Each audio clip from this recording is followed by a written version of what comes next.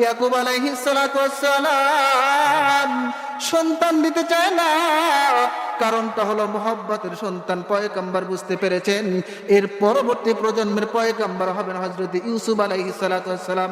কিন্তু 10 ভাই নাসের বান্দা মানে না। 10 ভাই সুন্দর করে পয়গম্বরকে নিয়ে গেলেন, ইউসুফ আলাইহিস সালামকে বাবাকে বোঝায় নিয়ে গেলেন। 10 ভাই খেলতেছিল। মুসলমান ভাইয়ের আমার কথাগুলি ভালো করে বুঝবেন। ইউসুফ পয়গম্বর সুন্দর করে যখন রাস্তার মধ্যে বসেছিলেন, ভাইজানের কাপড়গুলি পাহারা দিচ্ছিলেন, ইতিমধ্যে ওই 10 ভাই মিলে কুমন্ত্রণা শুরু করে দিল। পয়গম্বরকে কুয়ার মধ্যে ফেলে দিলেন। কুয়ার মধ্যে ফেলে দিলেন। তাফসীরকাররা লিখছেন ইউসুফ পয়গম্বরকে কুয়ার মধ্যে ফেলা দিয়েছেন। ইউসুফ পয়গম্বর পড়ে না। ইউসুফ পয়গম্বর সুন্দর করে এভাবে আগলে ধরেছে কুয়ার পাশ, কিন্তু ইউসুফ পয়গম্বর পড়তে ছিল না। ওই ঘাতক ভাইগুলি লাথি মেরে মেরে ইউসুফ পয়গম্বরকে ফেলাই দিছে। এমন ভাবে ফেলাই দিছে ইউসুফ পয়গম্বর মনে হয় ব্যথা পেয়েছেন।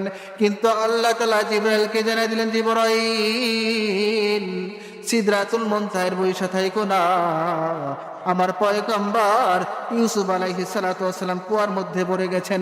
পরবর্তী প্রজন্মের পয়গম্বর হবেন হযরত ইউসুফ পয়গম্বর হবেন। আল্লাহর পয়গম্বর বলেছেন সমস্ত পৃথিবীর অর্ধ সৌন্দর্য যদি আমি ইউসুফকে বানাইছি, আল্লাহ তাআলা ঘোষণা দিয়েছেন সমস্ত পৃথিবীর অর্ধেক সৌন্দর্য যদি ইউসুফ পয়গম্বরকে আল্লাহ তাআলা পাঠাইছেন। সেই ইউসুফ পয়গম্বর পড়ে যায়, ইউসুফ পয়গম্বরকে হেফাজত করতে হবে। জিবরাইল আমিন আবার জানাই দিলেন, মালিক ইউসুফ পয়গম্বর তো কুয়ার মধ্যে পড়ে গেছে, মালিক ইউসুফ পয়গম্বরকে কেমনে রক্ষা করব, আমার তো মাথায় খেলে না। আল্লাহ তাআলা ডেকে বললেন, জিবরাইল ইউসুফ পয়গম্বরকে তোমাকে বাঁচাইতে হবে। ইউসুফ পয়গম্বর যেন কুয়ার মধ্যে কোনো আঘাত প্রাপ্ত না হয়। মুসলমান ভাইয়ের আমার কথা ভালো করে বুঝবেন। ইউসুফ পয়গম্বর পড়ে যায়, ওইদিকে আল্লাহ তাআলা জিবরাইলকে জানিয়ে দিলেন, জিবরাইল ইউসুফ পয়গম্বরকে রক্ষা করো। ইউসুফ পয়গম্বরকে রক্ষা করার দায়িত্ব তোমার। আল্লাহর পয়গম্বর ইউসুফ পয়গম্বর পড়ে যাচ্ছে। জিবরাইল সিদরাতুল মুনতাহা থেকে শুধুমাত্র 600 পাকা ঝাঁকুনি দিয়েছেন। আর সে দেখেন জিবরাইল আলাইহিস সালাতু ওয়াস সালাম কুয়ার নিচে এসে দেখেন ইউসুফ পয়গম্বর এখনো পড়ে নাই, শুধুমাত্র ঝুলে ঝুলে আসতেছে। সুবহানাল্লাহ। এই ছিল দ্বিতীয় আদেশ। সেখানে কত দূর, লৌহ মাহফুজ, কলম, এরপর সিদরাতুল মুনতাহা। সেখান থেকে পয়গম্বরকে বাঁচানোর জন্য জিবরাইল আমিন এত দ্রুত আসলেন। জিবরাইল আমিন এসে দেখেন ইউসুফ পয়গম্বর এখনো পড়েই নাই, শুধুমাত্র ঝুলতেছে। আল্লাহর পয়গম্বরের নিচে হযরতে জিবরাইল আলাইহিস সালাতু ওয়াস সালাম জান্নাতি নূরের পাখা বিছায় দিয়েছেন। সুবহানাল্লাহ। মুসলমান ভাইরা আমার, এই হচ্ছে আদেশ। তারা কখনো কোনো সময় অবাধ্যতা করে খান নাই আল্লাহ তাআলা। কিন্তু সেই ফেরেশতার চাইতে কিন্তু আপনি শ্রেষ্ঠ, মাথায় রাখবেন। মানুষ কি ফেরেশতার চাইতে শ্রেষ্ঠ না? কথা বলেন, শ্রেষ্ঠ না?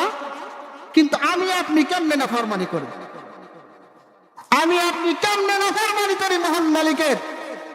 আপনাকে শ্রেষ্ঠ বানাইলেন সৃষ্টির, এরপরে আপনি কেমনে ফেরেশতার চাইতেও দামি হওয়ার পরেও আপনি কেমনে নাফরমানি করেন? কেমনে নামাজ থেকে দূরে থাকেন? কেমনে ইসলাম থেকে দূরে থাকেন? কেমনে দিন থেকে আপনি ফারিগ থাকেন? এই জন্য আল্লাহ তাআলা একজন বান্দা যখন গুনাহ করে, আল্লাহ তাআলা পিছন থেকে ডাক দিয়ে বলেন, ইয়া আইয়ুহাল ইনসান মা গাররাকা বিরাব্বিকাল কারীম। এরে বান্দা, এরে গোলাম, আমি মহান আল্লাহ তাআলা থাকতে এরপরে আমি আল্লাহ থেকে তোকে কোন শয়তান তোকে দূরে সরাই নিল? আমি আল্লাহকে কি তুমি চেনো না? আমি আল্লাহ তাআলা কি তুমি দেখো না? আমি আল্লাহ তাআলা থাকার পরে তুমি কেমনে দূরে চাও? কেমনে নামাজ পড়ো না? কেমনে সালাত আদায় করো না?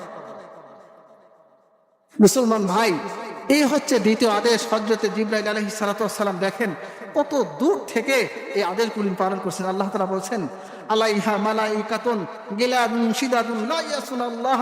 ফেরেশতারা সর্বনিয়ত 24 ঘন্টা মহান আল্লাহ তাআলা আদেশ পালনে নিয়োজিত থাকেন। সুবহানাল্লাহ। মুসলমান ভাইরা আমার কথা ভালো করে বুঝবেন। হযরতে জিবরাইল সুন্দর করে জান্নাতি পাখা বিছায় দিলেন। এত সুন্দর করে বিছায় দিলেন, তাফসীরকাররা লিখছেন ইউসুফ পয়গম্বর এত সুন্দর করে জমিনে বসছেন গো, ইউসুফ পয়গম্বর একটু ব্যথা পায় নাই। ইউসুফ পয়গম্বর অত্যন্ত সুন্দর করে বসে গেছেন জান্নাতি পাখায়।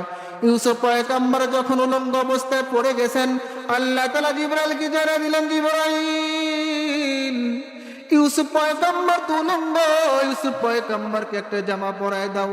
জিবরাইল আমিন আল্লাহকে ডেকে বলেন, ওগো মালিক, জিবরাইল আমিনকে কোন জামা পরায় দেবো? কিছুই তো নাই। জিবরাইল আমিনকে কি পরায় দেব? আল্লাহ তাআলা জিবরাইলকে ডাকা বললেন, জিবরাইল ইউসুফ পয়গম্বরকে জামা পরায় দিতে হবে, তোমার সেই দায়িত্ব গো।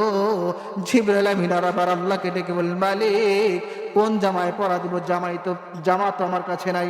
আল্লাহ তাআলা ডেকে বললেন, জিবরাইল ইউসুফ পয়গম্বরের গলার ভিতরে একটা তাবিজে ঝুলকানো আছে, তাবিজের ভিতরে দেখবে একটা জামা আছে, সেই জামা পয়গম্বরকে পরায় দিবা। জিবরাইল আমিন আল্লাহকে ডেকে বলেন, জিবরাইল আল্লাহ তাআলাকে বলছো, আল্লাহ এত একটা ছোট্ট একটা তাবিজের ভিতরে কি করে এত বড় জামা আছে আমি পরাই দিতে পারবো?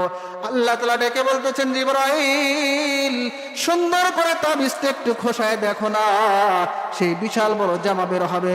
মুসলমান ভাইয়ের আমার, এই জামাটা কোন জায়গা থেকে আসলো, কিভাবে আসলো আমরা একটু পরেই জানবো। আল্লাহর পয়গম্বর হযরত ইব্রাহিম আলাইহিস সালাতু ওয়াস সালাম যখন নমরুদ আগুনের মধ্যে ফেলে দেওয়া হয়, হযরত নমরুদ বিশাল বড় অগ্নিকুণ্ডের মধ্যে ফেলাই দিলেন ইব্রাহিম পয়গম্বরকে। ইব্রাহিম আলাইহিস সালাতু ওয়াস সালামকে উলঙ্গ করে নমরুদ ফেলাই দিবেন। ইব্রাহিম আল্লাহকে ডেকে বলল, ওগো মালিক, আমি তো নবী পয়গম্বর, বাবার সামনে সন্তানটা যদি উলঙ্গ হয়ে যায় কতই না কষ্টকর বিষয়। ও আল্লাহ, আমি পয়গম্বর ইব্রাহিম, আমাকে উলঙ্গ করে আগুনের মধ্যে ফেলে দেওয়া হবে, আপনি একটা জামার ব্যবস্থা করেন। আল্লাহ তাআলা জিবরাইলকে জানাই দিলেন, জিবরাইল ইব্রাহিম পয়গম্বর এমন নবী হবেন গো, তাকে বিভিন্ন সময় পরীক্ষা নিয়ে যদি করছি, মেহেরবানি করে একটা জান্নাত থেকে জামা নিয়ে ইব্রাহিমকে পরায় দাও। ইব্রাহিমকে পরায় দেওয়া হলো। আল্লাহ রাব্বুল আলামিন আগুনকে নোটিশ জারি করে দিলেন। আল্লাহ তাআলা জানাই দিলেন,